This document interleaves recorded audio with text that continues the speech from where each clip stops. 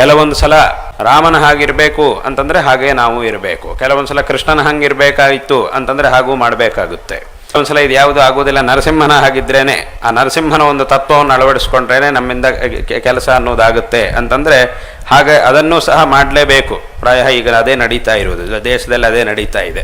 ಆ ಒಂದು ನರಸಿಂಹನ ಒಂದು ತತ್ವ ಏನಿದೆಯೋ ಅದನ್ನು ಅಳವಡಿಸ್ಕೊಂಡ್ರೆ ಮಾತ್ರ ಕೆಲಸ ಆಗುತ್ತೆ ಅನ್ನುವಂತಹ ಪರಿಸ್ಥಿತಿಯಲ್ಲಿ ಅದನ್ನೇ ನಾವು ಅಳವಡಿಸ್ಕೊಳ್ಳಬೇಕು. ರಾಮನ ಅವತಾರ ಅಂತಹ ಒಂದು ತತ್ವವನ್ನು ನಾವು ಅಳವಡಿಸ್ಕೊಳ್ಳಬೇಕು. ಅಂತಹ ಒಂದು ಸಂದರ್ಭ ನಮ್ಮ ಮುಂದೆ ಇದೆ ಅಂತಂದರೆ ಹಾಗೇ ನಾವು ಮಾಡಬೇಕು.